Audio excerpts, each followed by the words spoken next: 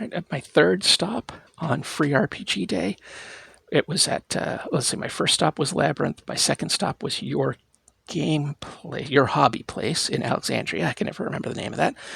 And then on my way back, I stopped at Big Planet in DC. And I picked up this one, which I have been looking at for years and meaning to pick up, and I just never have. This is Night Witches, let's see, game by Jason Morningstar. Okay. Now, this one I'm going to have a little bit of a hard time reading, I think. There was a night bomber regiment in World War II composed entirely of women, natural-born Soviet airwomen. These 200 women and girls flying outdated biplanes from open fields near the front lines attacked the invading German forces every night for 1,100 consecutive nights. When they ran out of bombs, they dropped railroad ties. To each other, they were sisters with bonds forged in blood and terror. To the Red Army Air Force, they were an infuriating feminist sideshow. To the Germans, they were simply, nope, German word, not happening, Night Witches. Night Witches is a tabletop role-playing game about women at war.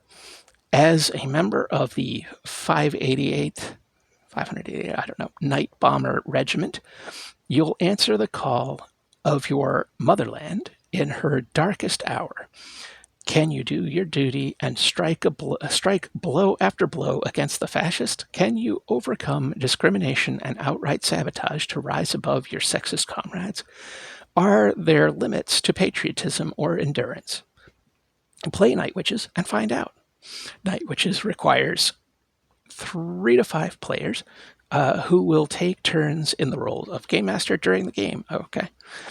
It can be played for a single 2-hour session or expanded into a literal campaign following the regiment across the entire Second World War. Either way, you tell an epic tale of heroism and sacrifice that honors the women who did it for real.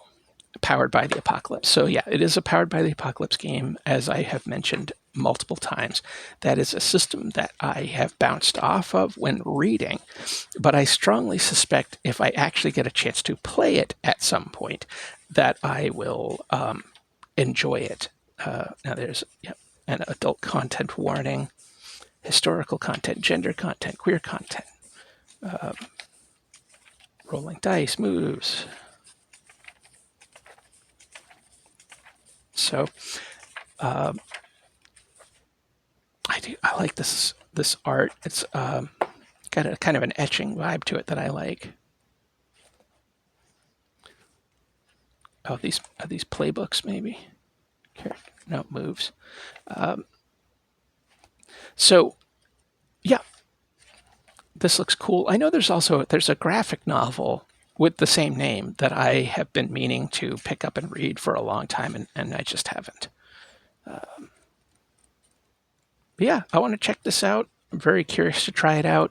I'm hoping that coming up, get a chance to play a Powered by the Apocalypse game and maybe start to get a handle on the system. I think that this could be an intriguing one for some friends of mine. We'll see. We'll see if I can make it happen. But I definitely want to read it. I have another.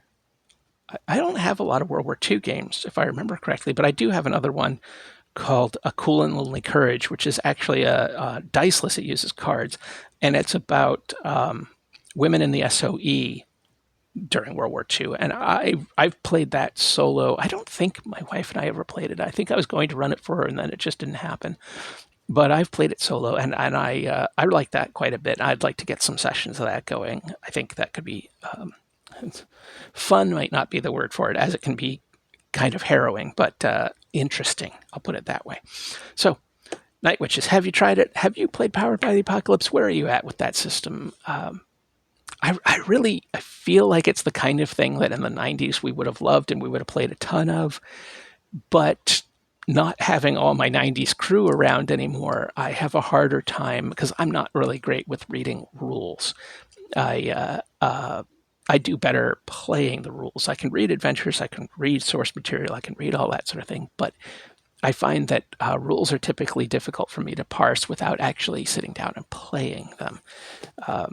So, anyway, that's it for me for now. Until next time, take care.